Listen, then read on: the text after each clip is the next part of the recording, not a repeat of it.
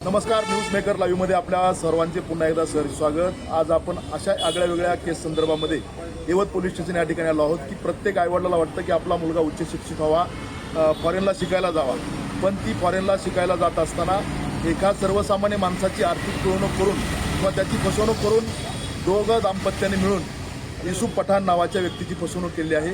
युसुफ पठाण यांनी आपल्या मित्राचं आणि मैत्री आणि कौटुंबिक संबंध जोपासण्यासाठी स्वतःची जमीन वरती कर्ज काढून या रमेश मांडोत या कुटुंबाला त्यांनी स्वतःचा मुलगा ऑस्ट्रेलियाला पाठवण्यासाठी पैसे दिले, परंतु मागील 5 वर्षापासून त्यांच्या जमिनीवर काढलेलं कर्ज त्या मांडोत कुटुंबानी न फेडल्यामुळं त्यांना स्वतःची जमीन विकावी लागली। नेमकं ही काय प्रकरण आहे हे आपण स्वतः युसुफ पठाण यांच्याकडनं समजून घेणार आहोत। युसुफ पठाण यांच्या माध्यमातून आज यवत पोलीस स्टेशन या ठिकाणी गुन्हा दाखल करण्यात आला आहे। त्याचा तपास सोनवणे यांच्या माध्यमातून सुरू आहे, परंतु या ठिकाणी स्वतः फिर्यादी युसुफ पठाण आहेत। पठाण साहेब, न्यूज मेकरमध्ये आपलं स्वागत आहे।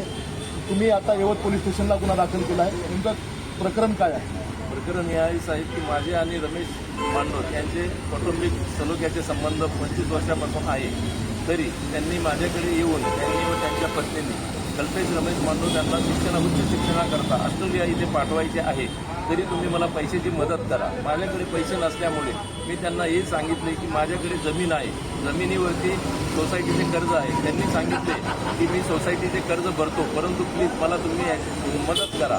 म्हणून कल्पेश मांडोत व आम्ही व रमेश मांडोत आम्ही प्रत्यक्षात माझी जमीन गहाणखत करून पुणे जिल्हा मध्यवर्ती बँक शाखा यवत त्यांना गहाणखत करून दिली व त्यांनी मला सांगितले होते की मी 2 वर्षात तुमचे पूर्ण पैसे बँकेचे व्याजासहित परत करेल, परंतु त्यांनी ते पैसे न भरल्यामुळे बँकेने मला तगादा लावल्यामुळे बँकेची नोटीस आल्यामुळे मी माझी जमीन शेवटी ते विकून ते बँकेचे पैसे पूर्ण भरून टाकले।